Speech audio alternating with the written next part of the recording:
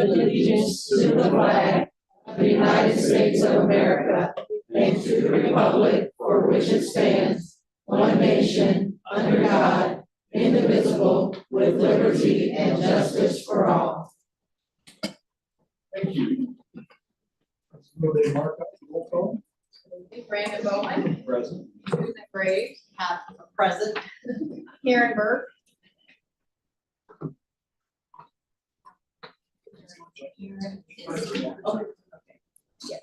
Michael Gordon.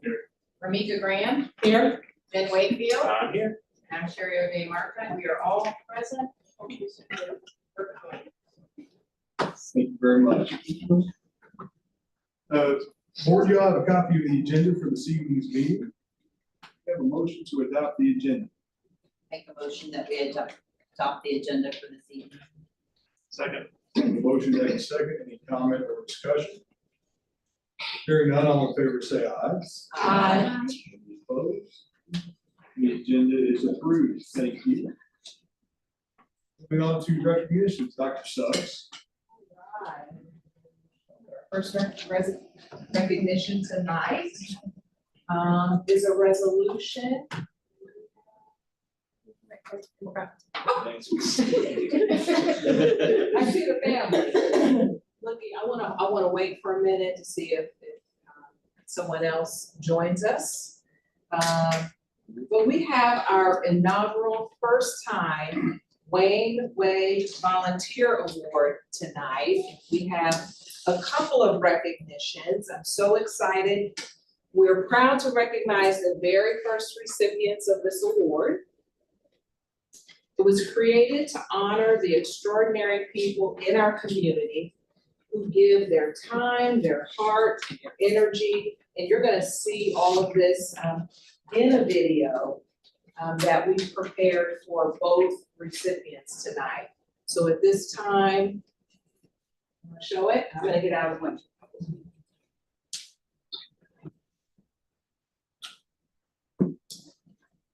Hello, I'm Michelle Stoller. I am the liaison and social worker in Chapel. I nominated City Waste Teachers this year for the volunteer award because they have done amazing things for Chapel. One of our favorite projects that they do for us is the trauma bears. And trauma bears, like this one right here, they sew and put together, and we use those for students who have gone through a traumatic experience. The bears are just very meaningful. They know that someone has handmade these for them, and we just find that it's a great way to help kids feel more secure during this time. This is the Speedway Library Institute. We have all kinds of skills, we do all kinds of things, all kinds of different things. Some of us do the same things, some of us do different things. We're just all people who make stuff. We started doing this because we all wanted to help the kids. And this is something that we can do to help children. It just fills my heart full of just love and compassion for them. The kids just need that so much. There's so much anger or being to read something, that we see something, anything to love. It's very heartfelt, very heartfelt. As long as we're able to do it, we'll do it. And can I have the Speedway Stitchers join me up front?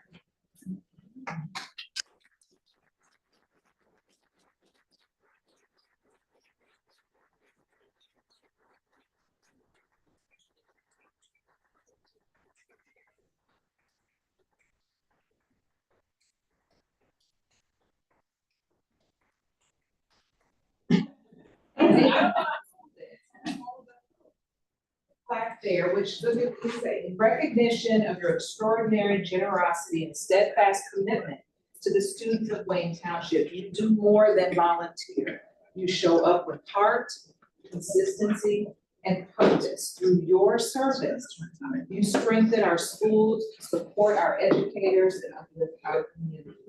You exemplify the Wayne way, the spirit of showing up for one another and being all in for our students and our schools. I am Wayne, you are Wayne, we are Wayne. Because of you, we continue building great schools and great communities. Congratulations.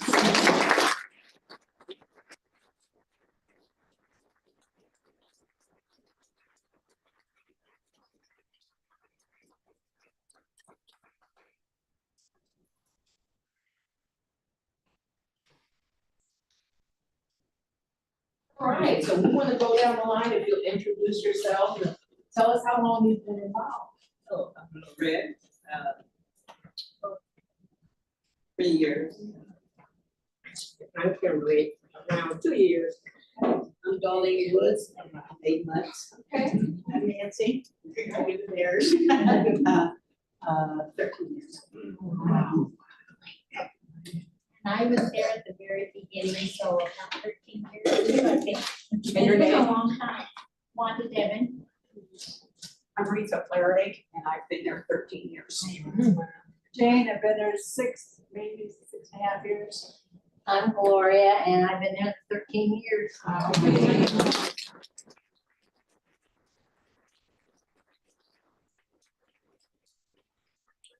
Yeah, why? Why do you do this? It's fun. I know it's fun time. Why do you do this? Well, I do it because I like to crochet, knit, and sew, and embroidery. So I've been doing it since I was 12, so I've been doing it 69 years. Well, most of us learned to do this when we were much younger, and we're pretty good at it. Yes, they are. So we, it's a nice way for us to share. You know, we share. And get together. Yeah, Every Thursday, like socializing with everyone. and we're very close, so it's a nice group. And we always welcome new people. Older, we make children's masks. Yes, because when it first started, there weren't any masks for children. So we got together and made hundreds of masks. Well, we can't thank you enough. Thank you for coming tonight and thank you for being part of our. Thank you for the award. Absolutely.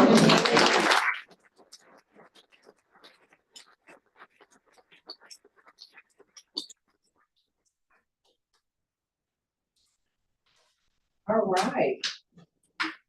Next, I'm proud to introduce Emerson Allen. I believe you have a video.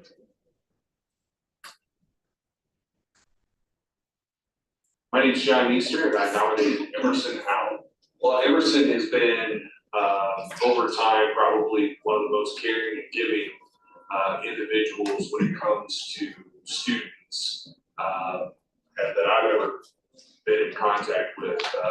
Emerson, because of kind of his background and his past and all of his experiences and all of his jobs and everything that he has done, he's taken that and just really pours it into our students to kind of tell them, hey, there's nothing I haven't seen, there's nothing I haven't done. He's been, a Marine, he's been a state trooper, he's done all of these things. He started School Talk in 2003 as kind of an idea for another show. He just wanted to do a demo, and he did the show for 21 years. Every Friday, or there were different times, but mostly every Friday morning at 7:30 a.m. he was here and ready to go, and did the show. And then since he's stopped doing the show, he's continued to volunteer, which has been a lot of fun for our students. He takes them down to the suicide prevention walk, and we cover that every year. Thanks to Emerson. Well, just this year, first day of school, second day of school, he was in here talking to the kids. And we always have him come in at the start of the year, because he kind of helps us set the tone for the year, because he's so big on giving back, being a volunteer, coming in and talking to the kids. They always think he's just the coolest guy in the world. I remember he talked to my principals of broadcasting students. And, he always tells them, I'm 70 years old, I'm 71 years, he uses his age. And when he left, the kid was like, man, I was the most energetic 71-year-old.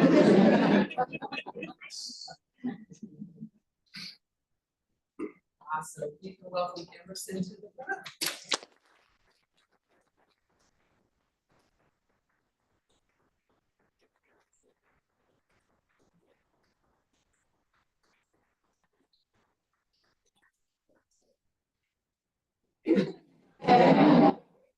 Congratulations. I want to, before I give you your award, I want to read something that was said about you. Emerson treats every student with the same care he would his own children or grandchildren. He's a mentor, a friend, and a tireless advocate for causes like cancer and suicide prevention, and most importantly, for our students. He truly exemplifies the Wayne way. Please join me again in honoring Mr. Emerson Allen.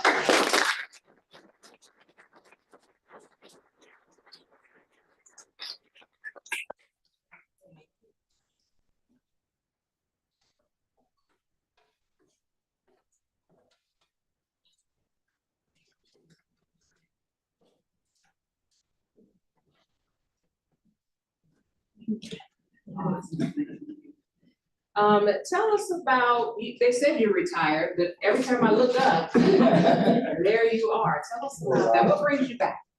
Kids. I call them young scholars. I call them kids. I'm serious. I'm a sponge. When I first got into radio back in 2003, I knew nothing about radio. Students, Mr. Reeser, Mr. Cohen, teachers, I explained stuff. I love it. I always told them, this job, you actually do it free. You love it. You won't worry about no pay. You found your passion. My passion was doing what I was doing. Young folks to keep me coming back. That's why even now, I volunteer with the TV, volunteer with television. It's fun.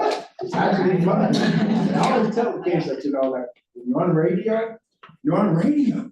I mean, you're on radio with the big boys. I used to Rush Limbaugh, and Willie Frank Milton.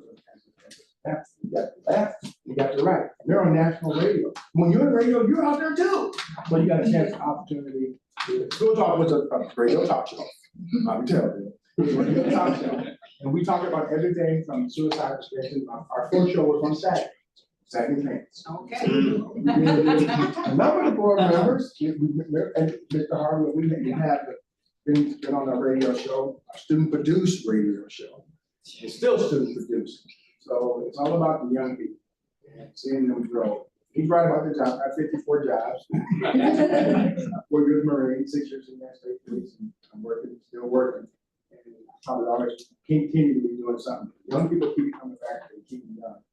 And I need to keep up my grandkids and my great kids.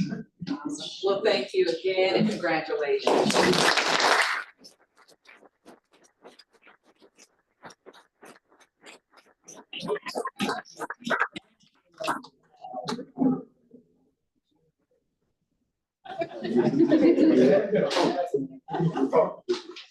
We're gonna wait for our other presentation.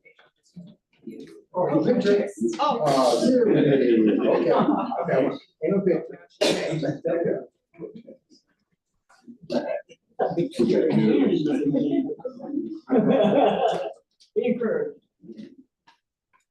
We're going to advance the agenda a little bit this evening. We're going to postpone item 2A for a little bit later this evening. We'll move on. Dr. Suggs, do you have anyone sign up for public comment? We do not. Board has been presented with minutes from our February 2026 meetings of the board. We have a motion to approve the meetings from our to approve the minutes from our February meetings. I move to approve the February 9th minutes from our meeting. Second. A motion and a second. Any comment or discussion? Hearing none, all in favor say aye. Minutes are approved. Moving on to the financial report, Dr. Samuel. Thank you, Mr. President. Members of the board, included in your documents for tonight's meeting, you'll find the claims docket totaling $31,837,768.27 for your review. Just one item to note this month, you can see, as we talked about last month, those expenditures settle out between the operations and referendum funds, but that total remaining very, very consistent between those three funds in totality. So I welcome any questions that you have and respectfully ask for approval of the financial report as presented.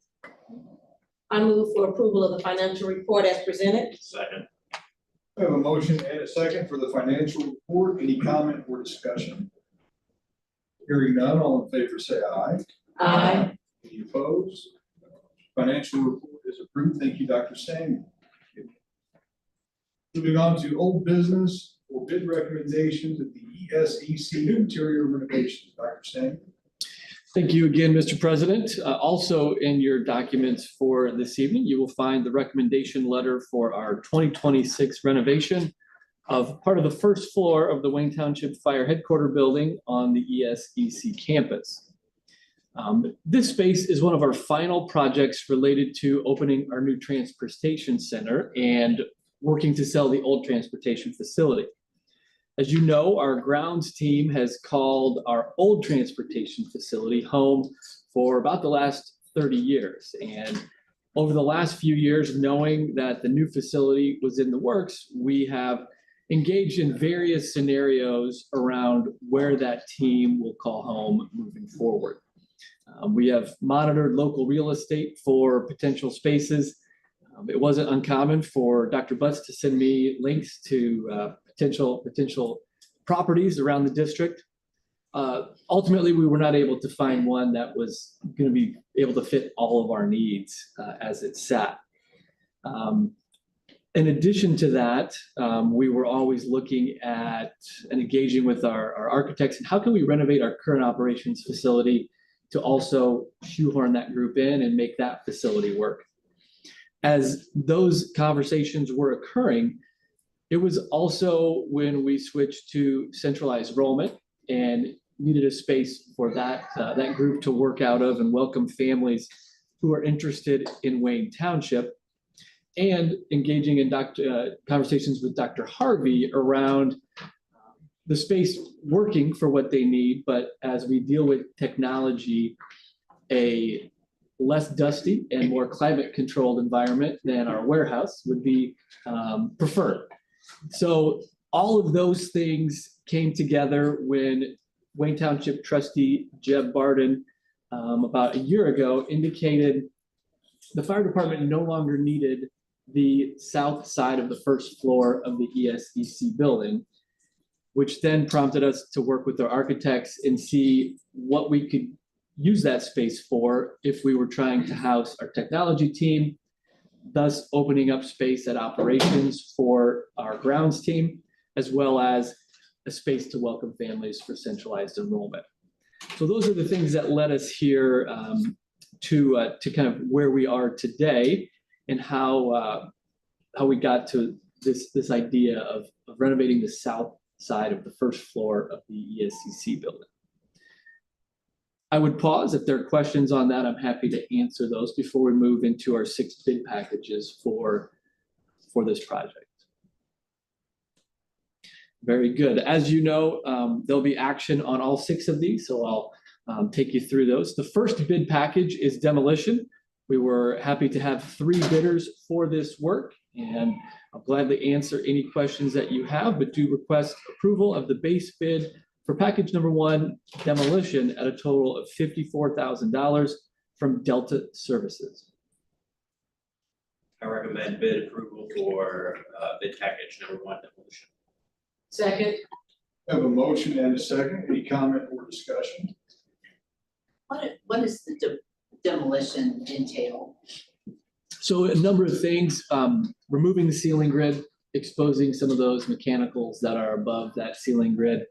There will be, when we could save walls, we did, but there are a number of walls that are going to be coming out. For instance, One of the largest space will be the work area for our technology team. And so it's kind of carved out right in the middle of that whole space. And so the hallways will shift just slightly on one side, and some of the partitions between different spaces for offices will also shift. Thank you. Mhm. Any additional comment or discussion? Hearing none, all in favor say aye. Aye. Any opposed? Thank you, Dr. Samuel. Base bid for bid package 1 demolition is approved. Thank you, members of the board. The second bid package is for general trades. We had 2 bidders for this work. Similarly, I'm happy to answer any questions that may arise. But on this bid, and respectfully ask for approval of the base bid for general trades from 3D Professional Contracting at a total of $456,000 even for package number 2. I move for approval of bid package number 2, general trades. Second. We have a motion and a second. Any comment or discussion? Hearing none, all in favor say aye. Aye. Any opposed? Thank you, Dr. Samuel. Bid package number 2, general trades is approved. Thank you again, members of the board. The third bid package is for flooring and tile, excuse me. We had 4 bidders for this work. As always, I am happy to answer any questions that you may have and respectfully ask for approval of the base bid for flooring and tile from Jack Lowry Group at a total of $206,200 for bid package number 3. I recommend approval for bid package number 3, flooring and tile. Second. We have a motion and a second. Any comment or discussion? Hearing none, all in favor say aye. Aye. Any opposed? Thank you, Dr. Samuel. Bid package 3 for flooring and tile is approved. Thank you. Moving to bid package number 4 for the ESEC renovation project. That one is for metal framing, drywall, and ACT, or those acoustic tiles that are form the ceiling in spaces like that. We had 5 bidders for this work. Once again, I'm happy to answer any questions that you have and humbly ask for approval of the base bid for metal framing, drywall, and ACT from Glenmark Construction at a total cost of $139,775 for bid package number 4. I move for approval of bid package number 4, metal framing, drywall, and ACT. Second. We have a motion and a second. Any comment or discussion? Hearing none, all in favor say aye. Aye. Any opposed? Thank you, Dr. Samuel. Bid package 4 for metal framing, drywall, and acoustic tiles is approved. Thank you. Moving to bid package number 5. This one is for mechanical. We had 5 bidders for this work. I'm happy to answer any questions that you have. And once again, respectfully ask approval of the base bid for package number 5, mechanical, from Sexton Mechanical at a total of $1,115,000. I recommend approval for bid package number 5, mechanical. Second. We have a motion and a second. Any comment or discussion? Quick question again. The mechanical, can you explain to me what entails mechanical, please? Yeah, so we're thinking there's a significant amount of plumbing work here. Historically, if any members of the board or community members have been in that space, it's had a lot of plumbing issues just in my time here in this role. And as we thought about the community using that space, really needed to make sure that those were functional when we have families coming in for enrollment. One of the other challenges is as that was built with firefighters in mind, the men's restroom had about 12 stalls and the women's restroom had 1. And so we needed to change the footprint. A lot of the plumbing issues were related to drain. And so we're actually going to have to replace pretty much that whole drain going through the basement and out to the exterior of the building. And so unfortunately, that is what's driving a lot of the costs. So the fire station or the fire department is on one end of the building and we would be on the south end, is that correct? That's right. Okay. That's right. So will our updates and our renovations also benefit maybe the fire department also with the plumbing issues? I can and tell you they're very excited about Are they that. willing to split the cost? I think they pointed us right back to the lease that we signed with them in, I think it was 2003, where we get to take on that whole building. So it's one of those presents, but obviously works out really well. And I would commend the trustee, really what he came to us, it was, this is a public asset. And so if we don't need this part of the space, is there a need that the school has to serve the children of Wayne Township also? And luckily we were at a point where that actually kind of hit us in a really important space that we could utilize it.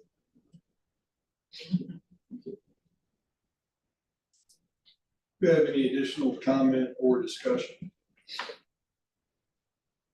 Hearing none, all in favor say aye. Aye. Any opposed?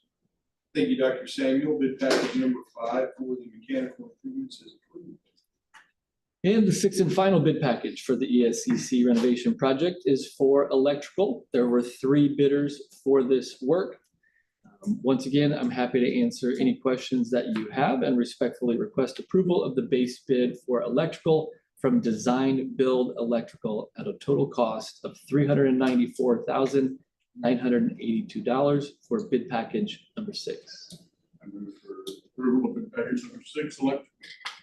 Second. Have a motion and a second.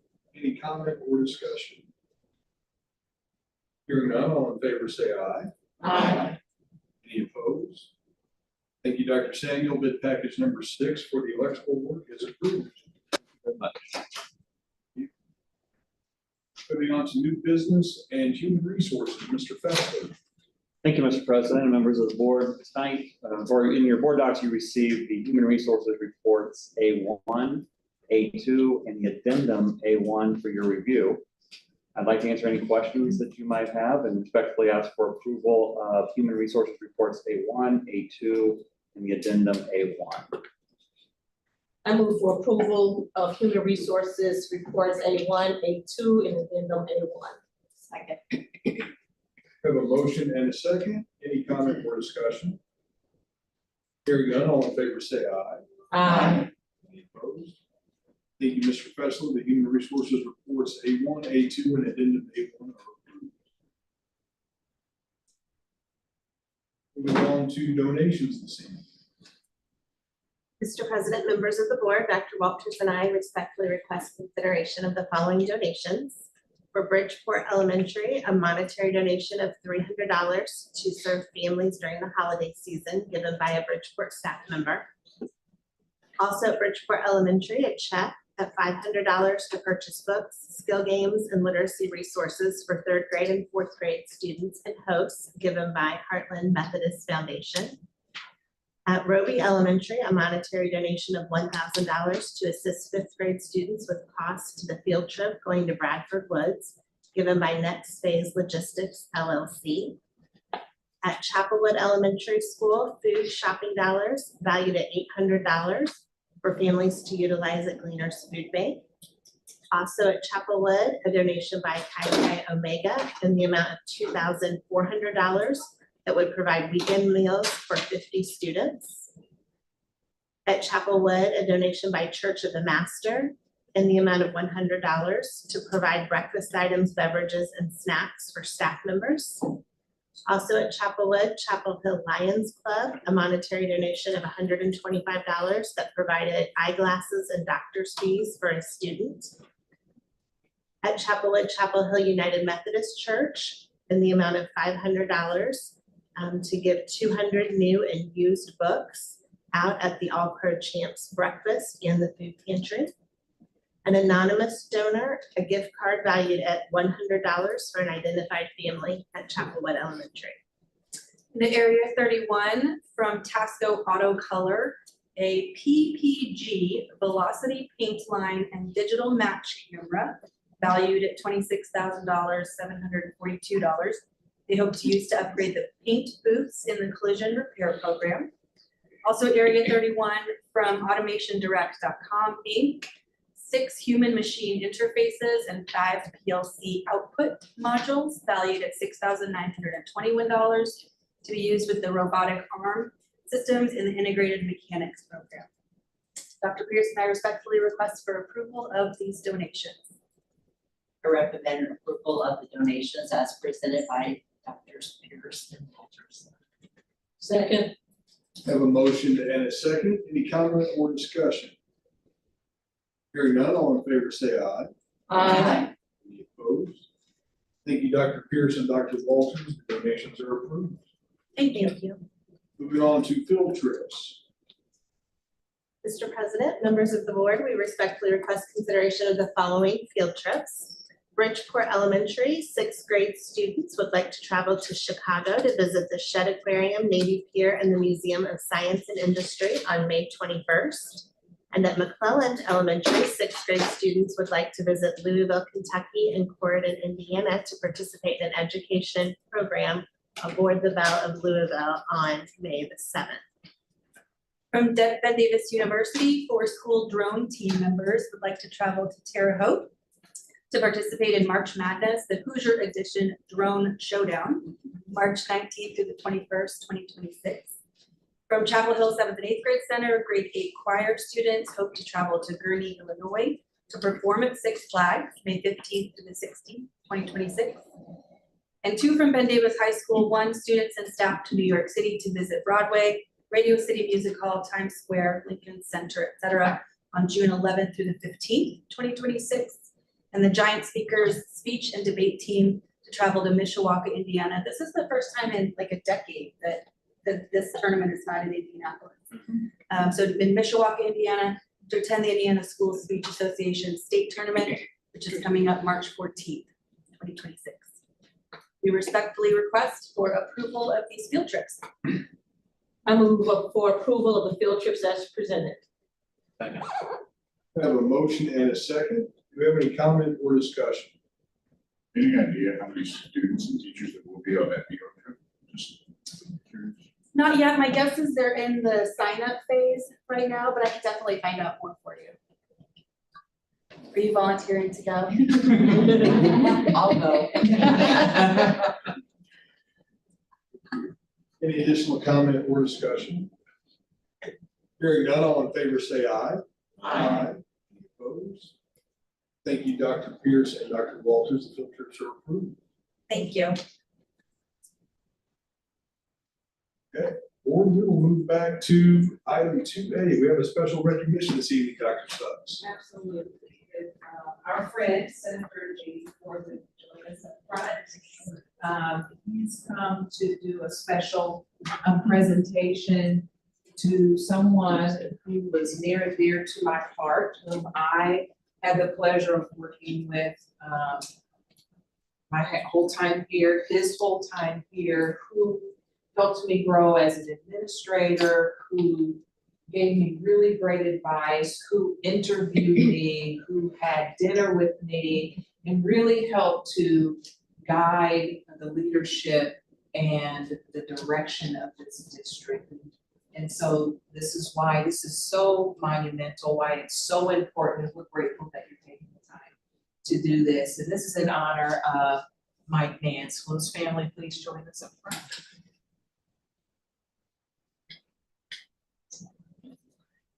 We've got Becky and Corey.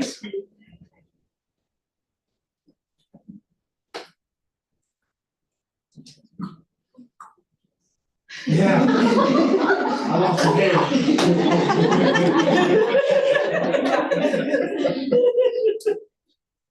All right, the floor is yours. Well, thank you, Dr. Suggs, and Mr. President, members of the board, thank you for the opportunity to present this memorial resolution. Representative Pack and I wanted to present this memorial resolution to your family. To your family, because he was a wonderful man, community member, a good board member, and always supported the children of this district. And we wanted to make sure that he got memorialized into the General Assembly's journal, so anybody who could, look him up could know what a wonderful man he was. And so I thought we would read the resolution to you and then present you a copy, and I know Representative Pack has a story she wants to share. You're okay with that? let's do it. All right. This is Senate Concurrent Resolution 17, a concurrent resolution memorializing Michael David Nance, whereas Mike Nance passed away on November 8th, 2025 at the age of 71. He was born on August 14th, 1954 in Providence, Kentucky, where he spent most of his early days before moving to Annapolis, Indiana. Mike graduated from Madisonville North Hopkins High School, where he sparked his interest in music by becoming a member of the marching band, and where he was an active member of FFA. Mike graduated from the University of Southern Indiana with a Bachelor of Science in Accounting and obtained a CPA's license, working as a bank auditor for years. He served on the Wayne Township School Board for 31 years, serving as an officer for 13 of those years, always wanting to help and lend a hand.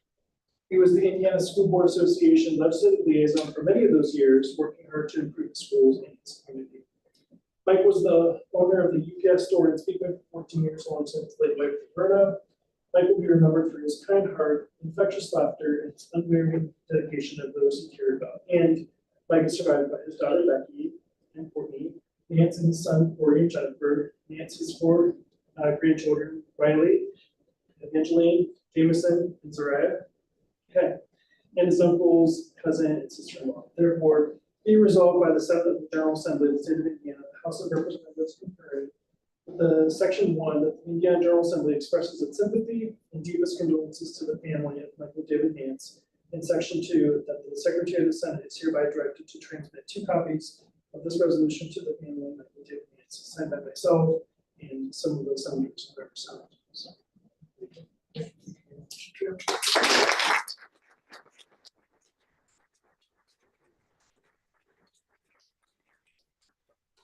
Just wanted to share a little experience I had with Roberta and Mike.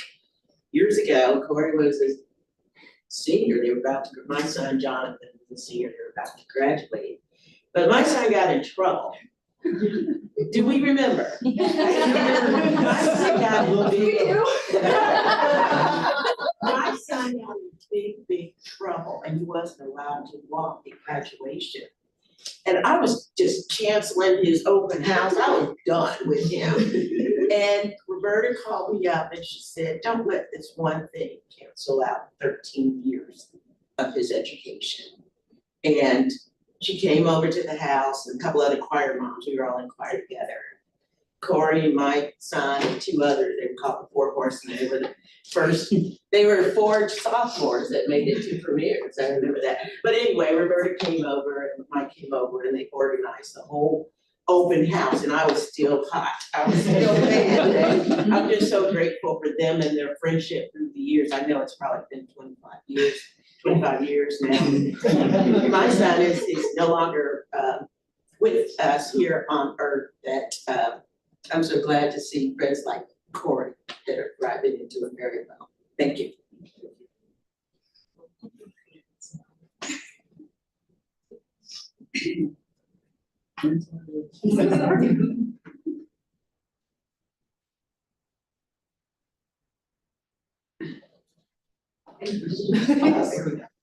Official. What did you guys bring with you? The mysterious sister-in-law.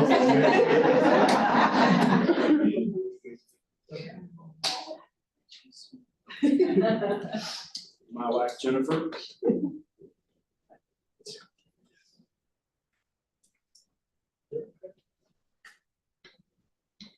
And this is my boyfriend Courtney. He also graduated from the Davis. And then this is my daughter Zariah, one of the grandchildren. She goes to Bridgeport. Well, we really appreciate that. We feel very fortunate to have your father for years. That's amazing. He was very dedicated. Yes, and he definitely helped shape Wayne Township. So we're very grateful.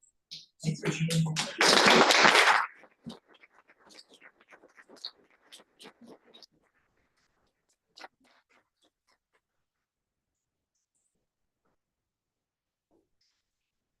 We have a few things left on the agenda. We actually have a couple of presentations. You are welcome to stay. If you'd rather go get some dinner, you're welcome to do that too. All right. think she should sign. All in favor? Right. She said dinner, okay. I was saying, everybody voted with us. Say aye, she's like aye. Because she was saying she was voting with us. She would. You guys gave her a chair there, she'd be running happy. She's 18, she can run. Thank you all so much. Thank you very much. Bye.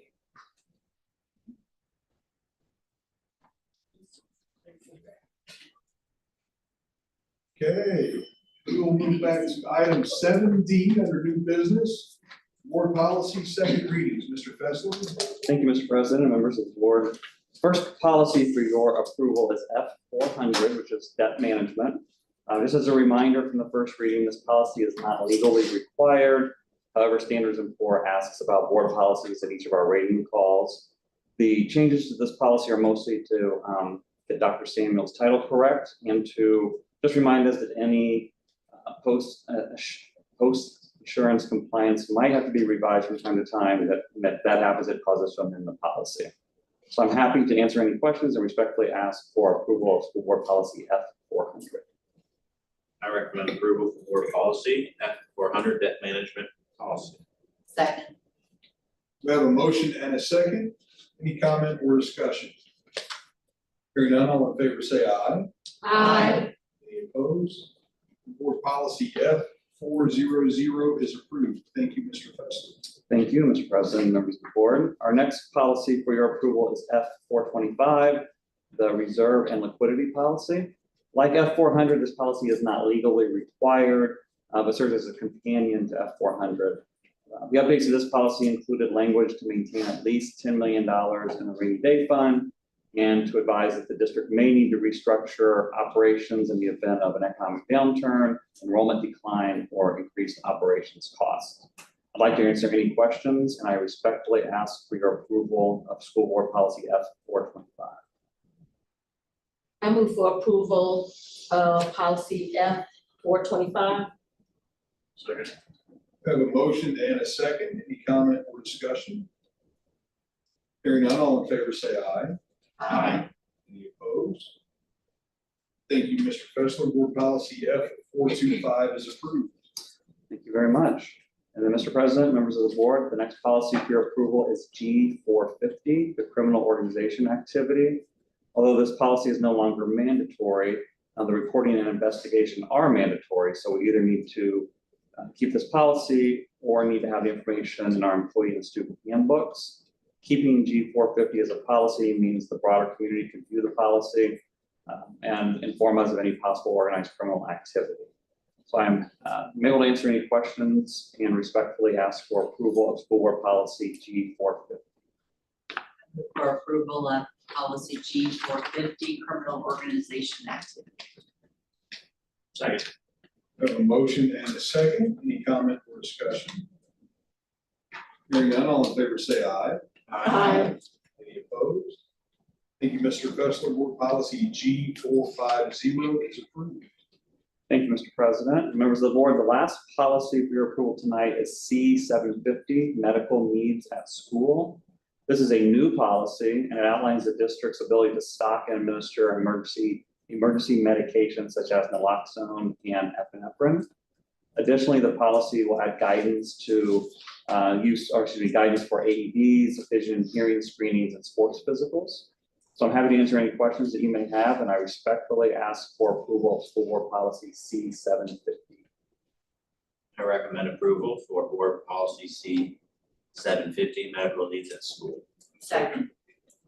We have a motion and a second. Any comment or discussion? Hearing none, all in favor say aye. Aye. Any opposed? Thank you, Mr. Fessler. Board policy C750 is approved. Thank you, Mr. President. Moving on to request to surplus technology equipment. Dr. Harvey. Mr. President, members of the board, I respectfully submit a list of old and outdated devices that have been surplus due to their age and they are not functioning. So those devices are going to be net zero. We wanted the company to take them off us so we don't have to pay them. So the long list is respectfully submitted for your approval. Recommend approval of the request to surplus technology equipment. Second. We have a motion and a second. Any comment or discussion? Hearing none, all in favor say aye. Aye. Any opposed? Thank you, Dr. Harvey. The request to surplus technology equipment is approved. Thank you. Moving on to board reports, we have a legislative update. Absolutely, we ready to pull that up. We have Attorney Justin Swanson, who works with us through IUSU.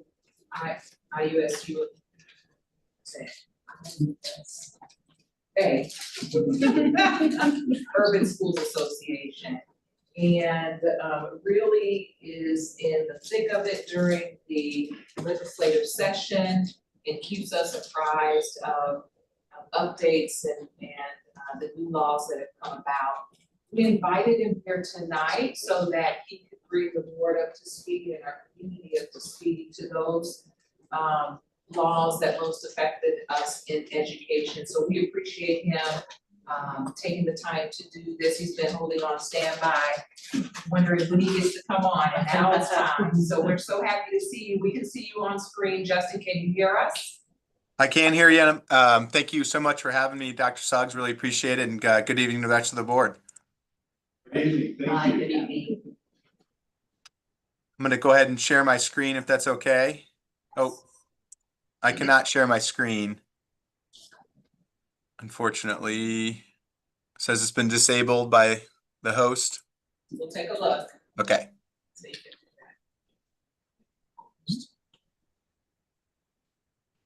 Want to refresh? You should be able to do it now.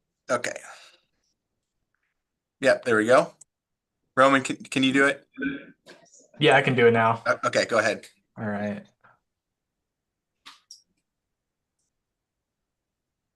All right, awesome. Can we see it? Yes. Thank you guys so much again for having us. Justin Swanson with Bose. I've been IUSA's lobbyist now for almost 10 years. We really focus on funding issues that impact urban students. Namely, we really focus on the complexity index, which will be important coming up during the 27 session. Roman works closely with me as well on this with IUSA. And we have a large presentation, but we just want to pick out a couple of the bills that we think impact Wayne Township students the most, and then spend a couple minutes looking at what we're doing to get ready for the 27 budget session. So this was a very, very different kind of session. It was a short session. If you guys will recall, the General Assembly went in early on December 1st for 2 weeks and had the redistricting discussion. That really kind of set the stage for the rest of the session. It left, I think, a lot of legislators in intense moments that carried on through the regular session that did start up in January 5th, wrapped up on February 27th. So again, a very, very short session. Still had a ton of bills filed for a couple weeks, 742 with 163 of those passing.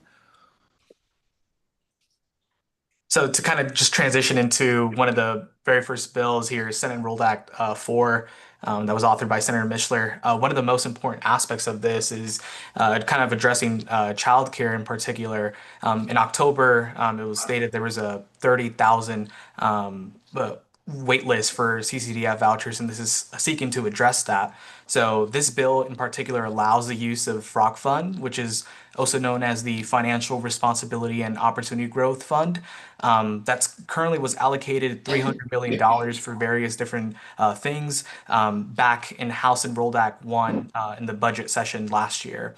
So that fund is currently being used for corrections, Medicaid, and Family and Children Fund. But the main aspect with this $300 million allocation going through this is trying to see how much will go towards those CCDF vouchers. So the fund's managed currently by the Indiana Budget Agency, and it will need budget committee review in order to kind of further along the process to help address that.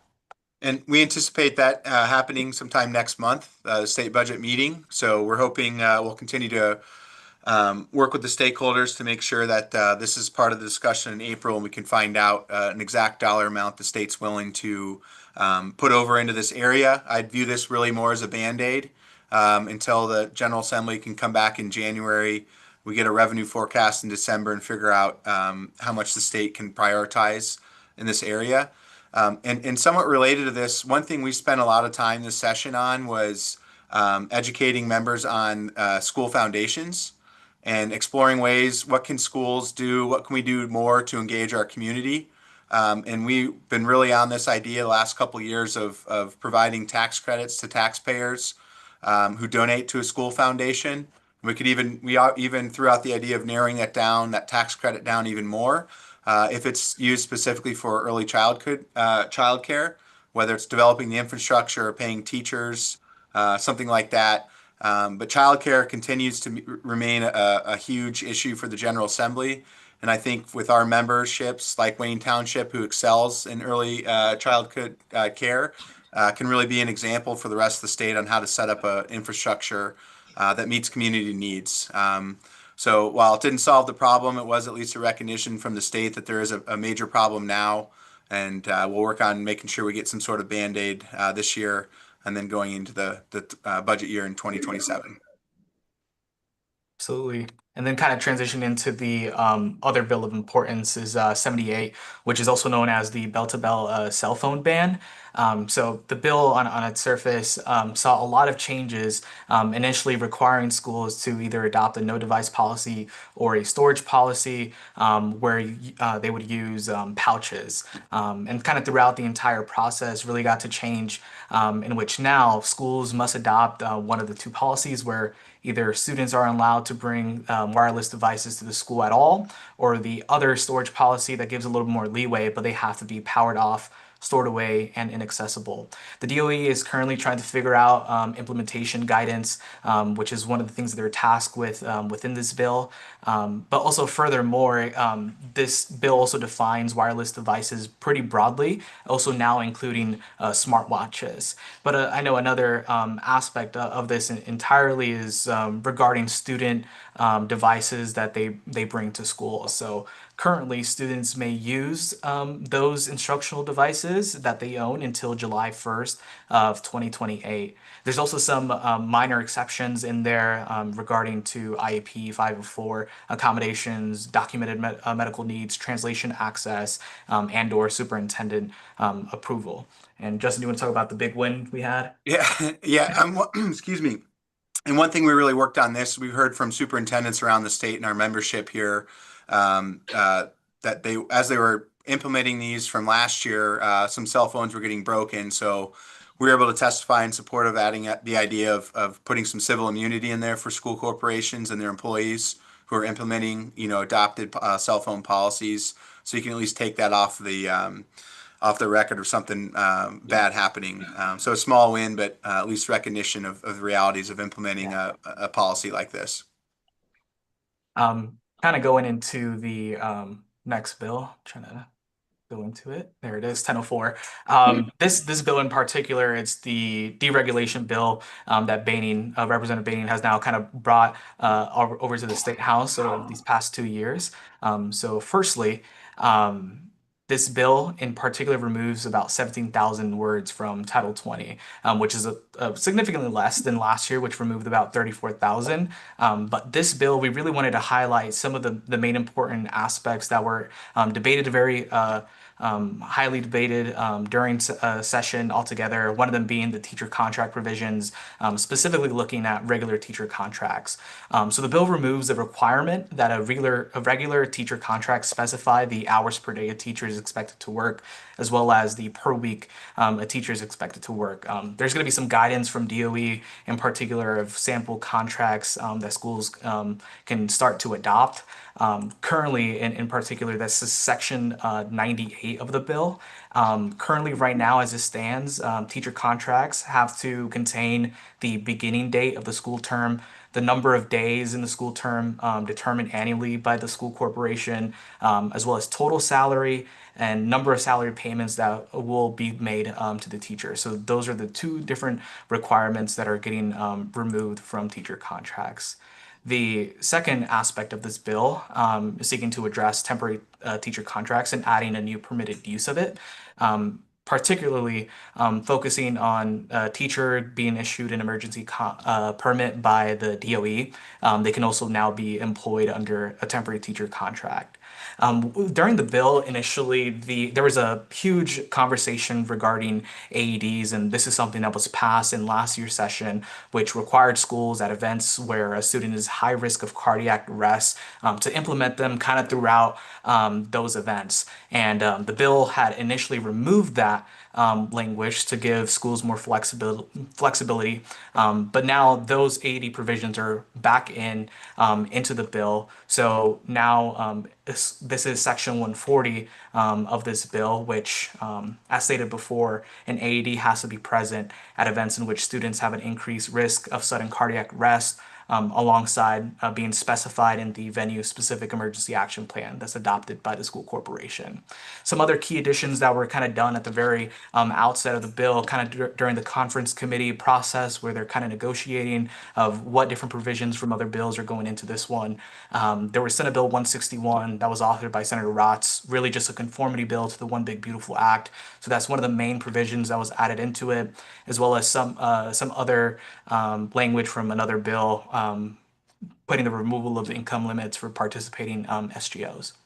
Thanks, Roman. And I think this is an important point. The removal of the income limits for participating in the SGOs, that's a big deal because again, we've gotten us off this idea of all these programs to help, students in failing public schools. We've lifted that veil, and we're getting closer and closer to this idea of issuing a certain dollar amount per student in your choosing to go to your school, and that's it. That's why we really think the complexity index is so important, because it's a recognition by the state for a very long time that it does in fact cost more to educate students in poverty. And that's one thing, again, we've been really working on. I heard a gentleman earlier talking about something to do with a report on or training on organized crime. I think that was repealed right last year. So if you guys have, as a school board or individuals, have ideas, or the attorneys in the room have ideas on ways to cut some of the red tape that public schools have to comply with, this is going to be another bill like this next year, where it's a deregulation bill, but it does take active input from school boards and superintendents on what that could look like, because it's an opportunity to get make some good momentum forward. Absolutely. Kind of going into the next bill, 1242, is Representative Yoakum's education reports. This bill creates two different reporting requirements to examine school funding disparities and performance metrics across Indiana. And both of these reports are due December 1st of this year. And it becomes a very important aspect in terms of the conversation of the 27 budget year, in terms of what type of data is the state going to be using when discussing education funding altogether. So the very first study here is the DLGF and DOE collaboration study. So really it's looking at a county level analysis of per student operational funding disparities. So it's really looking at a lot of different things and setting a baseline to where they can estimate the funding required for schools to raise below medium school corporations to that medium level. And this report, of course, is due this December. The other report is a DOE report, really just looking at ways to improve administrative efficiency, reduce administrative costs, improving student outcomes. And you can see some of the various different data points that they will be using in regards to enrollment, absenteeism, student assessments and reading results, as well as teacher salaries. And kind of going into the broader spectrum of some of the conversation and the highlight, I would say, of education this year is the Indianapolis Public Education Corporation bill. This comes contextually from House Enrolled Act 1515, some of the findings that were done there in regards to the establishment of the Indianapolis Local Education Alliance over the summer, having their final report due at the very end of December, came with a set of recommendations really looking at establishing the Indianapolis Public Education Corporation to help address centralizing key operational systems. This includes student transportation, facilities planning, creating a unified performance framework, as well as a unified enroll system. There's actually a pretty good graphic kind of towards the very end of the big report, which is about 420 pages, that kind of demonstrates the vastness of this public education corporation, starting with the mayor appointing the executive director, hiring them, and then appointing 9 members, 3 of them being IPS board members, 3 being from charter schools, and another 3 being an at-large member, specifically in particular focusing on those 3 members having expertise in facilities management as well as transportation. So this corporation has the ability to impose property taxes, employ staff to support its operation, managing unified enrollment systems, as well as establishing a framework for school accountability, utilizing the brand new A through F accountability rule that was just adopted last week. So another aspect of this bill that's pretty important too is keeping the IPS Board of School Commissioners as well as the school boards in general intact, as well as limiting the amount of authorizers within the IPS boundary. So there's 3 sets of authorizers that will be allowed to authorize a charter school within the IPS district boundary, that being the Mayor's Office of Education Innovation, OEI, Indiana Charter School Board, as well as Indianapolis Public Schools, pending their charter school authorization process. Right. Thanks, Roman. And I'm just going to slide through this one real quick. Senate Bill 1 from last year, I'm sure as you guys know, is, really was the first major step in pushing locals to more of a rate-based system rather than a levy-based system. And there's going to be a lot of cleanup to do. So in this bill, they delayed some of the elimination of certain lit revenue. There's some school corporations, I don't know if Wayne off the top of my head gets lit distributions at all. But there's a couple things in here we're able to at least delay until we can get back in the session during 27 to take a closer look at. Roman, since we're short on time, can you just go to our educational stakeholder study? Yeah, absolutely, right there. So at 1242, there's a lot of studies on operational efficiencies. The IPS restructuring was, at least in the State House, the narrative was about finding efficiencies. This narrative is not going away for school corporations around Indiana. So what we've done, IUSA, is we partner with IASBO, the rural schools, Growing in Suburban, Superintendents Association, to commission our own independent study to look at data that we want to look at. And that way we come armed during the interim and leading up to those budget discussions with real data and actionable data that we can go with. We should be sending out a survey Wednesday or Thursday to a huge group of people around the state to collect as much data as we can, and then our the vendor that's going to do the report is going to dive into a lot of that and create his own data as well from 4 nines. But I think the biggest takeaway, I think, for you as a school board and what you guys can do to educate your community members is there's I think a real lack of understanding of what it actually costs to run a school corporation.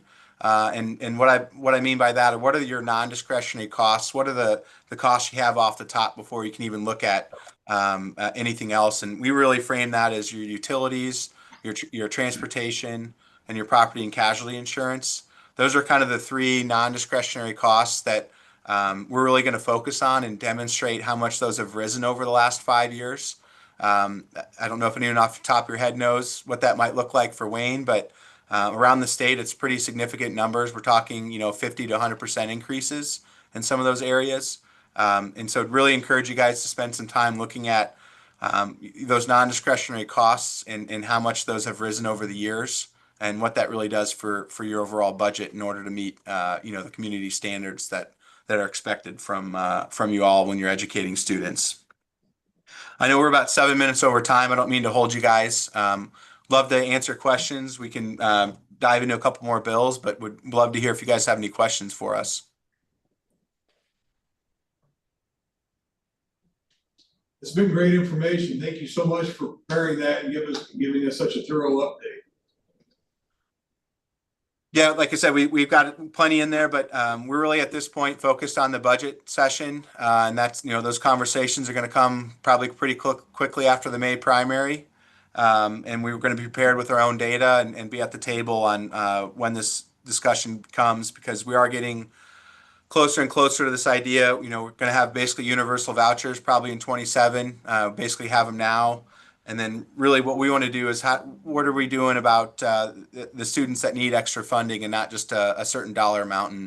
And, you know, we have a lot in common. Our student demographics have a lot in common with the rural areas as well. And so we've been trying to partner with them a little more in terms of our messaging. But at the end of the day, you know, over 90% of the students choose a public school. And Roman and I are really trying to demonstrate what those students need who choose to go to schools like Wayne. And so we're not kind of forgotten or lost in the, you know, in the school choice debate. Thank you. Thank you so much. Thank you so much. We do have access to your complete presentation for the board to take a look at. Do you want to go through any others? Good. Well, go ahead. Yeah, no, thank you for the invite, and would love to, you know, feel free to reach out anytime if you guys have questions or would like us to come back. Absolutely. Thank you, Roman. Thank you so much. Thanks, guys. Thank you. Bye. Bye. Lots of good information tucked in there. Moving on to English and world language curriculum adoption, grades 7 through 12.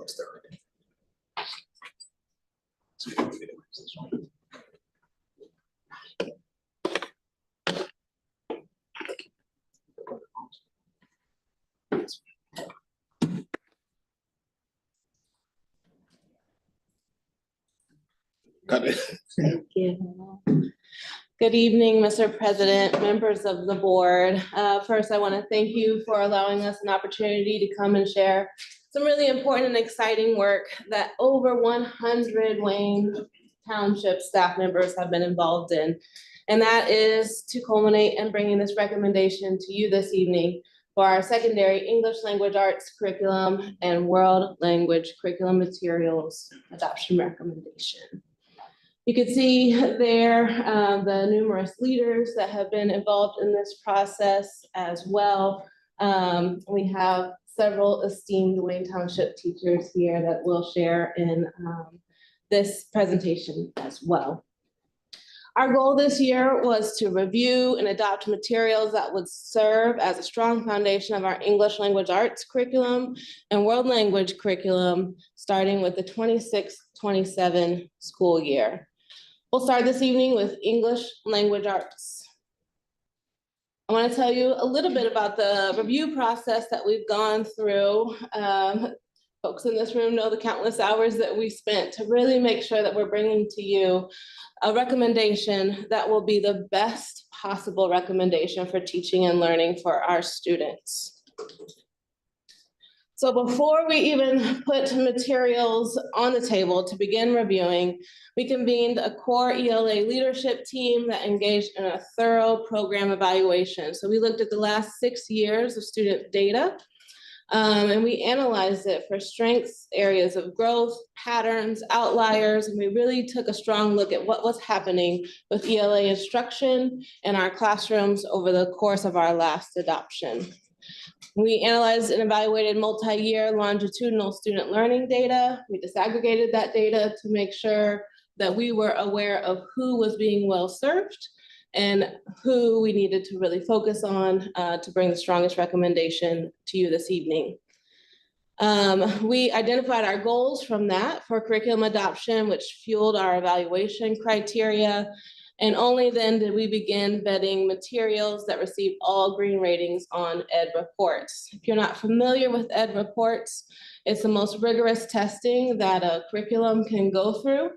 It's a third-party independent organization that looks at materials, vets them quite heavily, and field tests them for no shorter amount of time than 18 months with real classrooms, real students.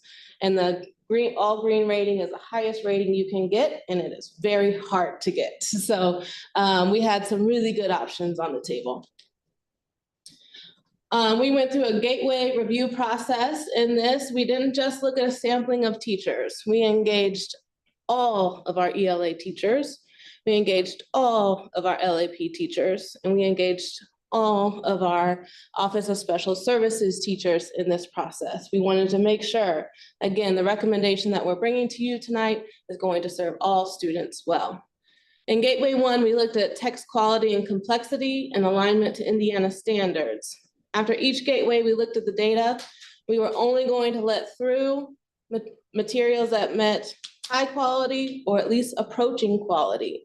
If that data came back that it was not representing quality, then we did not let it move forward to the next gateway. We didn't expect that, being that they were all green rated, but again, we have to be stewards of our community, of our students in our classrooms. Gateway 2, we looked at constructing knowledge and student access. And Gateway 3, we looked at teacher supports, assessment, and intentional design.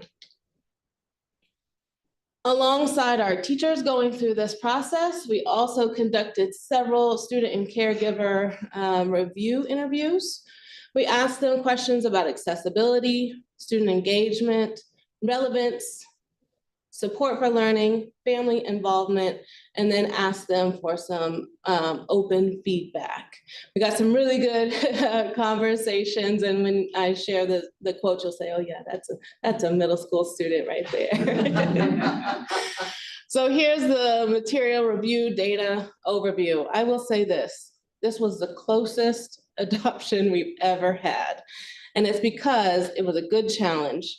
The materials were so strong that it was hard to say this one was better than the other. So I'll walk you through our data. Gateway 1, again, was text quality and complexity and alignment to Indiana standards. The indicators you can see in front of you, the blue bars are going to be HMH into literature. The red bar is gonna be Savas My Perspectives, and the yellow bar is McGraw-Hill Study Sync. All in all, that led Gateway 1. You can see that they're pretty close, but Savas My Perspectives did come out first in that one. In Gateway 2, constructing knowledge and student access. You can see here, again, those individual indicators that over 100 Wayne Township staff members poured through these materials to bring that data to you. And Gateway 2, again, really, really close. This time McGraw-Hill Study Sync was just by a smidge stronger than Savas and HMH. In Gateway 3, teachers and student supports, assessment and intentional design.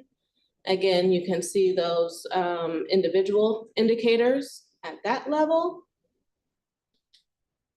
And you can see that in this one, again, super close, but McGraw-Hill Study Sync was ahead. At this point, I did not feel strong enough to bring you that recommendation, just because they were so close. So we brought everyone together again. And we said, oh, sorry. First, I'll talk about the student and parent feedback. For HMH into literature, we heard that students became very good writers in their ELA class with our current curriculum. They didn't have any concerns currently with that curriculum. It was appealing, and parents thought that those materials for home review and usage would be welcomed. We did not get any negative feedback from students and parents on that. For Savas My Perspectives, it seems like a more upgraded version of what we have now. We said that there was a lot of writing practice. It has a lot of helpful instructions, a decent amount of stories. There's some of that middle school language for you. Seems informative, information is clear, guides students through well, has lots of information and guidance, very easy to follow. Any guesses who said the negative feedback? It looks boring, but that's a real thing for kids. Does it draw your eye immediately, right?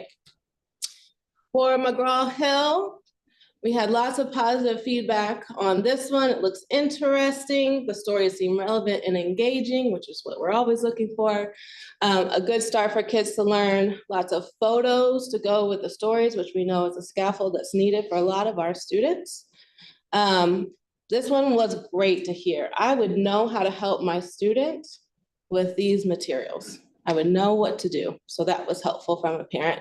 Visually appealing, easy to break down and understand, strong in-text annotations and questions, plenty of graphs, pictures, and illustrations, an impressive amount of topics and diverse ideas that would pique student interest and build understanding.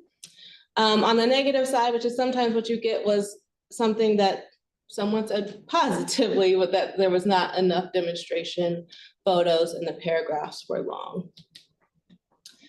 So with all of that, it was super close. The data was not clear enough yet to say this is the emerging winner of what's going to be best in our classrooms. So we had to really do some soul searching and say, if all of these materials are good, how are we going to make this decision?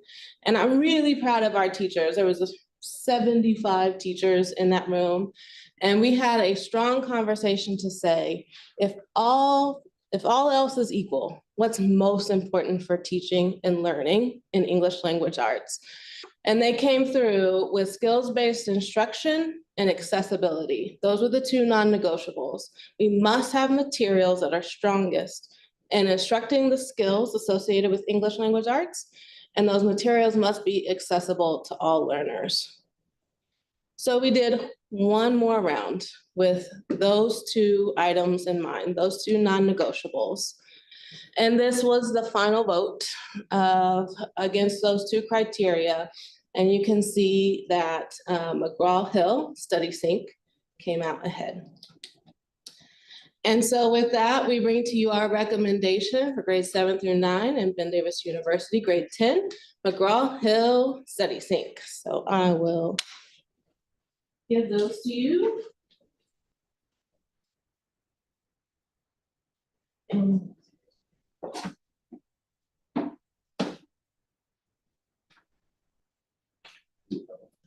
You got it.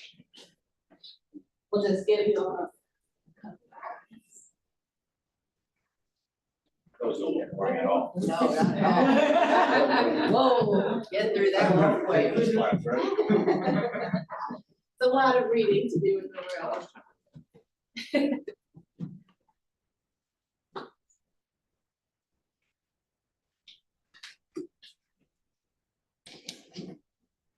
The digital resources are where a lot of the content lives. The curriculum is no longer housed in a textbook alone. So that is where you can access the demo materials if you're interested. But I want to tell you a little bit about what you have in your hands. The program features of McGraw-Hill Study Sync are robust and strong. It has integrated reading and writing instruction that are embedded together. Vocabulary and grammar are also integrated in context rather than taught in isolation. This brings about relevance and helps people and students really understand the art of language and how communication all comes together. It has engaging multimedia and interactive resources. If you're familiar with the new Indiana state standards, they're quite robust in communication, collaboration, multimedia. We know that information doesn't just exist in the written word anymore. And so we were looking for a curriculum that was going to engage students in that rich multimedia. It has flexible and differentiated delivery as well. It has world-class built-in scaffolds and supports that allow all learners to engage with grade level texts. It offers multiple opportunities for peer review and collaboration. Again, the ability to work together, the ability to disagree, the ability to communicate your point and hear someone else's, all of that is super important. So we wanted a curriculum that was going to allow us to do that. And then the assessment and data tools provide us with an assessment system that will give us the information that we need about student learning and guide our instructors forward. So I want to introduce Mrs. Nicole Sardinas. She's the department chair at Lyndhurst 7th and 8th grade center. She's going to walk us through why we're bringing this recommendation to you. Good evening. These are just some of the bullet points that we have put together that makes this such a great resource for our kids and our teachers. there are definitely interesting topics in text, things that will capture our students' attention, and they'll want to be excited to learn and write about these things and read about these things. Scaffolding was very important to us as we serve so many, multi-language learners and special education students, and helping those kids get where they need to be, give them access to these texts. So the leveled texts are wonderful because it gives these students access to the same text as their peers. And it's an easy transfer for them. We're not taking away anything from them. We're giving them that access. Definitely the targeted skills practice, vocab, scaffolding, and some great tools for accessibility that kids can learn to use. There's chunking, there's skill building. The thematic novel study is really important so that when we go through and we use the stories and the text in the book, but that we also have available to us novels that will integrate with those thematic topics, so that our kids are also at the middle school level and at 9th grade getting access to those novel studies as well that go along with that thematic unit. Comparative reading opportunities that require that they do complex thinking and have complex discussions. There's definitely diverse author representation, which is very important, that the students can see themselves in the writers, in the characters, in the stories, in the readings. There's definitely high quality modeling for writing and text-based discussions. Some of the organizers that are provided in actual, where they can go step by step and see the models of even revisioning, how to organize their thoughts, how to plan out a writing. Those are very, I think, student friendly and really helps them learn to be better writers and thinkers and speakers. And then definitely the student-centered writing opportunities where they are doing the writing, but again, they have the scaffolding and the support, and the more we can make them the center of it and make them be the ones that are in charge of their learning, and we can kind of pull ourselves back and allow them to do the work. That's where the magic happens. So this has all of these things.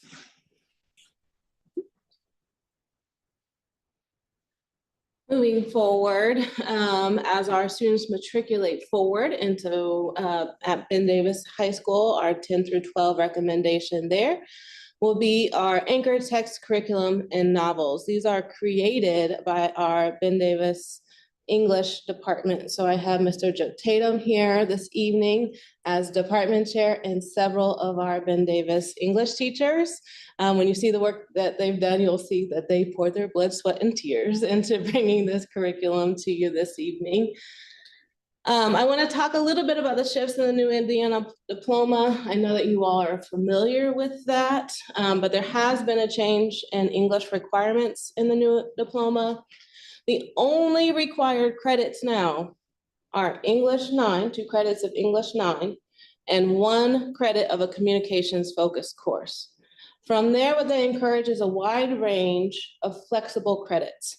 The new diploma is really essentially about students finding themselves, finding their passions, being able to exercise their agency, and finding their path forward in life. And so in the microcosm that is the English department of that overall high school experience, we mirrored that. And they had the foresight to really do that before it became a requirement. But we wanted to provide lots of opportunities and lots of options for students to engage with what they found relevant, their path, exercise their agency. And I think Mr. Tatum is going to tell us about what that's created in student engagement and student excitement around their English courses here in a minute. But those 5 additional English credits that are required are flexible credits. And so some examples of those flexible credits, there are various novel genre courses, there are various themes courses, and then there are courses like critical thinking and argumentation that are just really unique and engage the brain differently as students matriculate and become older in high school. So Mr. Tatum, while Mr. Tatum talks, I will hand out our curriculum.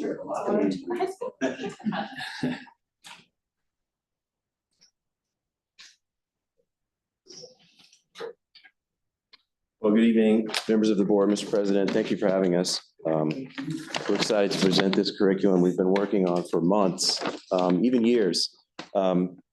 So special thanks to Megan Campbell, her assistance and guidance has been invaluable to us throughout this entire process. So we're really grateful for her help. I'm a better writer than speaker, so I've prepared a bit of a written rationale for some of what we're doing here. As about almost a third of the Ben Davis English department hands out the various course options that we've put together. So our department saw an opportunity a few years ago, not just to adjust our course offerings, but to reimagine how we engage students in meaningful reading and writing, particularly in light of the new flexible credits requirements. Instead of limiting juniors and seniors specifically to a narrow set of traditional courses, we committed to developing a variety of English offerings built around student interests while adhering closely to Indiana State Learning Standards and building on the foundations of their language arts experiences in grades 7 through 12. Upper high school students in particular are at a point in their lives where they're beginning to take more ownership of their decisions and their identities. And we humbly submit that school could reflect that developmental reality. These courses give students a voice in what they study rather than simply assigning them into a one-size-fits-all English class. When students have some agency in their learning, engagement improves. They read with more curiosity, write with more investment, and participate more actively in class. Choice also creates something else that we believe matters in schools, which is a stronger sense of belonging. When students choose a class based on shared interests, we hope they find peers who care about the same ideas and topics. That common ground helps create classroom communities where conversation is more meaningful, collaboration is easier, and students feel more connected to what they're studying. Finally, what makes us as teachers so proud of this curriculum, and it's especially meaningful to us, is that it was created by us, the human beings who work with our students every day. We know our students and their interests. We know their backgrounds, we know their challenges. So we aim to design courses that both challenge them intellectually and also connect with what genuinely motivates them to learn. In the end, our work here reflects a simple belief. When students see themselves and their interests reflected in what they study, they are more willing to engage with complex ideas, work their way through challenging texts, and develop literacy skills that will serve them long after high school. Thank you for your time and consideration. We're open to questions and comments. And I know some of my teachers would also like to offer some of their own personal anecdotes and testimony. So. When I looked at this and started reading through it, I was flabbergasted. You guys have worked so hard on building a curriculum that's solid and meets the needs for kids. Thank you so much. Wow. Thank you for recommending. Yeah. This is where it works. Absolutely it is, yeah. You guys. Yes, I'm Beasley Kleinman, and I teach biblical literature. I'm the only Bible lit teacher right now, and also American literature. We could have a great conversation. Sure, we have time. Oh, as always. Hi, Melissa Mooney, and I teach themes in true crime literature. I would like that. Yeah, it's fun. I'm Mandy Davis. I teach the critical thinking and argumentation class as well as English honors 10. I'm Ashley Bender. I teach creative writing in English 10. I'm Miranda Minnick, and I teach the horror literature class in Oxford. Miranda was excited to share one tiny anecdote about the effects, like the tangible effects of this, some of these choices have on our specific students. So Miranda, if you want to share. Sure. You do not. I'm gonna read off the note card because as an English teacher, I write better than I sing, so. As one of the teachers for one of our themes courses before literature especially, I've really seen that positive impact that student choice makes on these kids, especially when it comes to succeeding in English. A lot of students have come to me in the last, it's only my second year teaching, so in the last 2 years, they've come to me expressing their excitement over getting to choose their class in the future. So a lot of my English 10 have been coming to me, telling me which classes they want to take, and getting excited in advance for the classes that they know they will get to take, the teachers that they know teach them. And many of them tell me that English has never been their favorite subject until they've taken these classes. Particularly in horror, we see a lot of kids who are really interested in slashers and horror movies, and they take the class excited, and then they get there and it's not what they thought it would be, but it sparks this sort of new curiosity in them. And they get to engage in some of those texts that they maybe wouldn't get gotten to engage in a traditional English classroom. And so we've seen that within these courses, the students feel more motivated and more interested, and there's a lot more buy-in from them. And most of that is just because they've gotten to choose where they would like to be. And especially with that new graduation pathway, a lot of these classes incorporate collaboration and discussions, a lot of creative projects, a lot more hands-on activities, and a variety of instructional approaches that really just help support all of our students' very diverse needs. And so these classes are very much designed by us to build upon their prior knowledge and give them a chance to sort of discover their own path forward through things that they find most intriguing. I'm just curious about like some sample texts of this foreign literature that some of the students are. Yeah. So right now we're in our Edgar Allan Poe unit. So we just finished reading The Pit and the Pendulum. And we had a very interesting discussion yesterday about rats, or today about rats. What I like to eat. That's like, if you've never read it, the guy's like chained to the floor, has to use the rats to eat himself out to escape the pit. Spoiler alert. But yeah, we read that. We read The Call of Cthulhu, classic Lovecraft.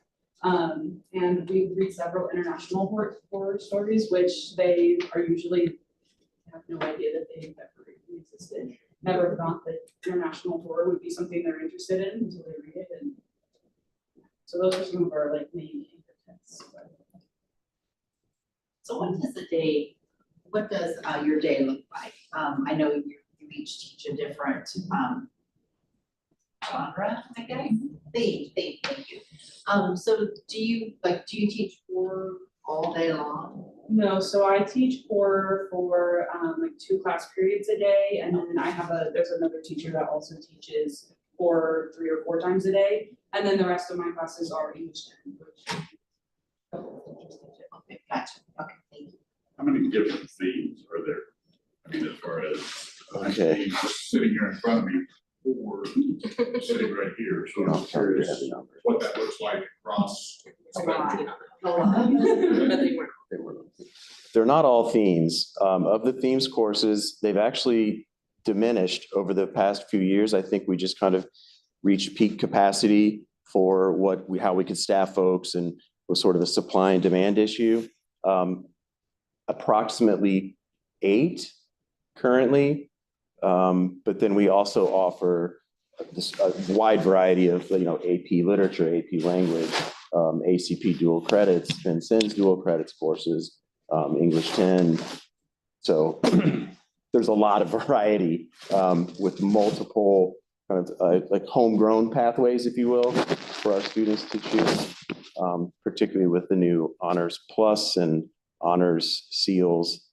We've kind of have that all mapped out for kids, so they can kind of see if you take this, then this, then this, then that will put you on the path for this particular seal, and so on. really incredible. It is. They're doing great things. Thank you. Thank you. Thank you for your, yes, great job. Wow. Are those your favorite classes to teach? Do you get to choose what you teach? Like, did you say, hey, I want to teach a world class? A little bit of say. I do the best, we do the best we can. That's a nice job. I did one thing. No, I truly did want to teach true crime, and it's been incredibly exciting. If you don't mind, I'd like to share. Okay. So the great thing about true crime is that it's all true, and that's how I started the semester is we talk about the ethicality of the genre and how when we're consuming true crime, we have to understand that we are reliving people's lived trauma and experiences.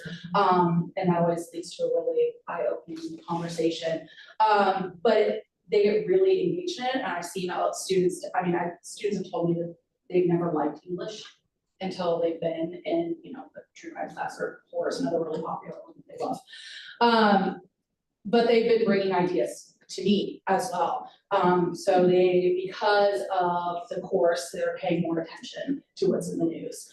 And recently, Haley Busby case has been very, very big. And so they brought that to me and actually derailed what I was going to do for an entire week so that we could discuss that. And it segued into us talking about the way in which true crime impacts legislature.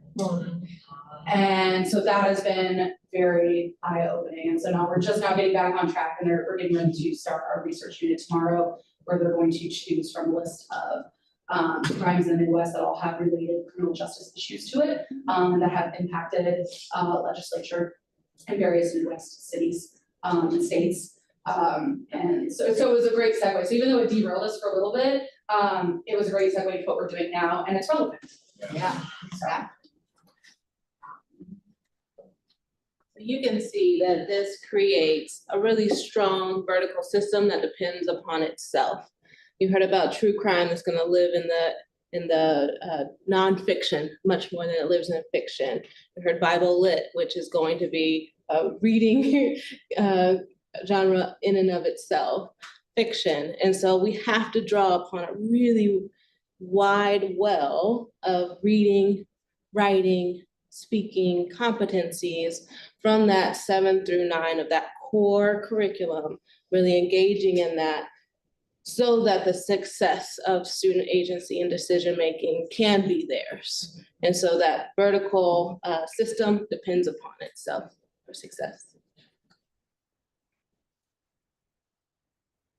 Other questions for the ELA portion of the presentation? This is a lot of work. Very much appreciate it. Thank you. It's incredible. Thank you all so much. I remember when it first started, there were several students signing up for 2 English classes just because they wanted to. Yeah. And that was a really cool moment of students choosing to take more English than necessary just because they were like, I couldn't choose. So that's really good. Have to drag them kicking and screaming. All right, thank you all. Appreciate it. One more round, I promise. Okay, world language. We also brought our world language teachers together to look at materials for French, German, and Spanish. We went through a similar review process. There's not quite as robust of a research base for world language curriculum, as you can imagine, than ELA. But again, had that kind of initial meeting with teachers, looking at student learning data, identifying our areas of strength and areas of focus for our upcoming recommendation. And then from that, identified our goals for our curriculum adoption, which fueled our evaluation criteria. There were 2 gateways for this process. Of course, alignment to standards, which if you're at all familiar with world language standards, is a beast. They are very complex and very difficult to understand. We looked at the actual world readiness standards, the cultural competence integration, and then in gateway 2, we looked at instructional support to make sure that the materials would support all learners in those classes. So here in purple, we were looking at BOCE's curriculum. In yellow, we were looking at the CLET, My Reporter series, and in green, we were looking at the Carnegie series for each of those languages. For Gateway 1, alignment to standards, you can see here we had a clear leader in the CLET Reporters series. In Gateway 2, you can see those individual indicators that we looked at. Again, this one was not as difficult as ELA. The teachers knew immediately quality when they saw it. And so Gateway 2, again, that really large lead that CLET Reporters series had. And so our recommendation to you this evening is CLET Reporters series, one more set of books, and then I promise I will not let you up anymore.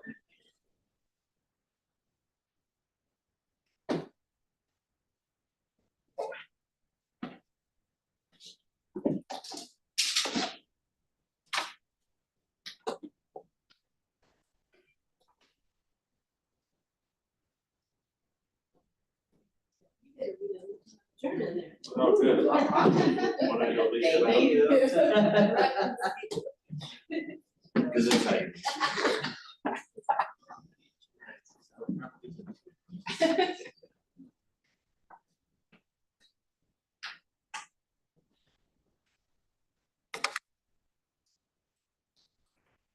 Again, if you would like to access the digital resources, that information is here. A quick note that the presentation that I shared with in your board notes, that password did get updated because it expired today. So that is that new password. There's a lot of material that lives on the digital platform that's not in the book. The program features with this one, this was a really amazing series for a world language. If you know world language instruction, there's this dichotomy between skills-based instruction and proficiency-based instruction. And when you swing the pendulum too far one way or the other, it typically doesn't work for student learning. And so what we found with this series is that it balances both really, really well. So it has authentic communicative proficiency-based learning. Kids are communicating in real world ways. There's relevance. There's not a vocab list for the week and that's what we're studying. They are really communicating and taking in information about the world around them.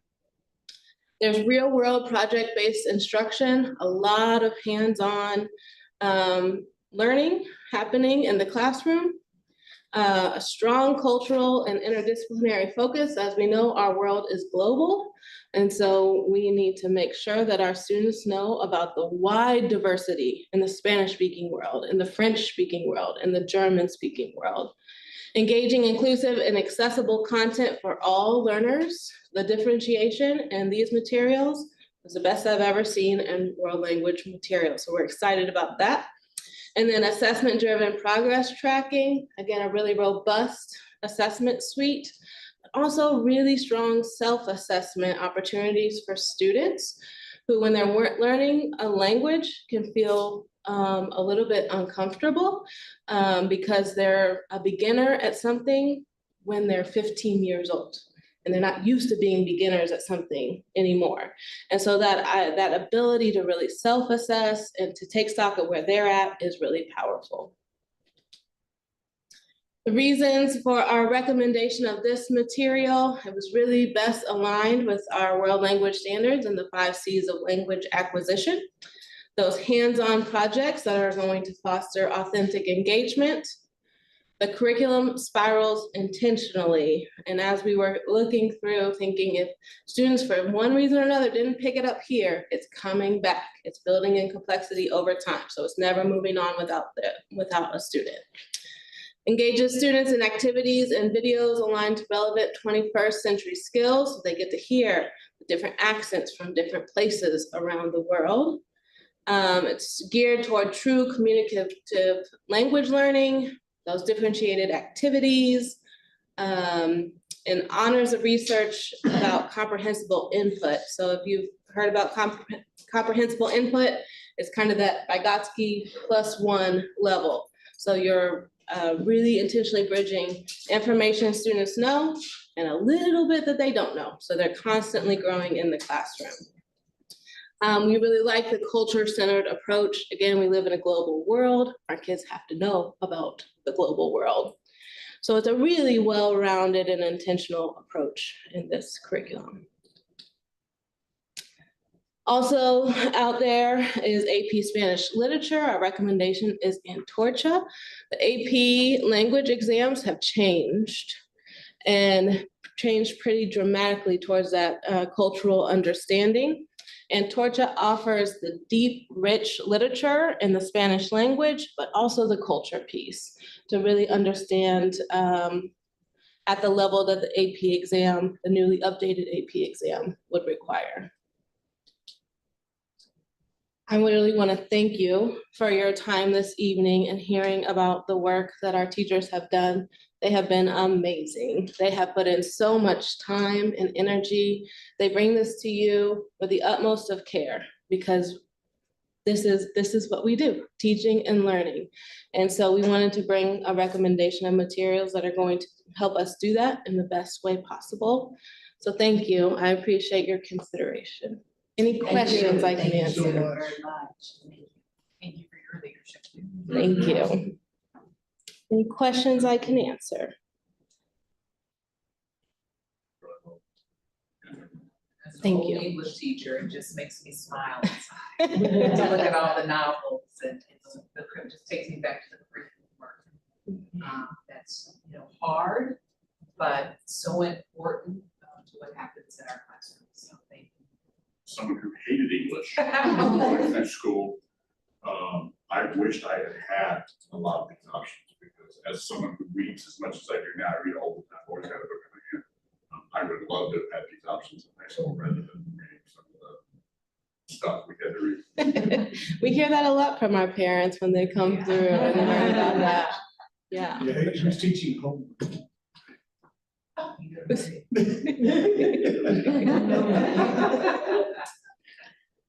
Okay, well, thank you. I appreciate your time. Thank you very much. so much. Thank you. You did? Okay.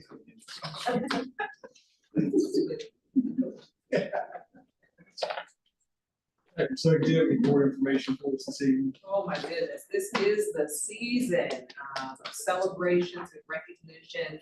Just as some reminders, want to mention that last Friday, it was a wonderful basketball game. I think you were there. You were there. It was sectionals for our boys, played Brownsburg. It was a close one all the way down to the end. They played so hard. In the end, we did not take the win. But just really excited about a really good season and we're already looking forward to next year. This week, Tuesday, we've got a board visit at Lake Township Preschool. Also on Tuesday, our community leaders meeting in the afternoon. Also on Tuesday, our annual Senior Choice Awards at Ben Davis High School. We're going to use door 1 to enter. 4:45 is the reception. The reception is really nice. The program will begin promptly at 5:15. Always an amazing recognition for our teachers. So excited about that. Thursday, we have a couple of board visits to ABE and WPA. The great thing is they're in the same building. So we'll hit both of those programs on Thursday morning. And then Thursday evening, here in the district, Kaufman Wealth Management is going to be here presenting in the boardroom, 6 p.m. It's a retirement seminar. All staff are invited. You don't have to be ready to retire to come. There's so much great information about how to prepare for retirement. You don't prepare when you're deciding to retire. You prepare way ahead of that time. So I always encourage staff, get the word out, right? Spouses are welcome to come as well. So I wanted to mention that. And with that, that's all I have for comments. Thank you so much. Or anything else? Got a motion to adjourn. And we adjourn at 8:23. Second. Motion and a second. All in favor, say aye. Aye. adjourned at 8:23. Thank you all. Thank you, guys. Thank you, thank you. Have a good evening. Thank you. My daughter showed Kale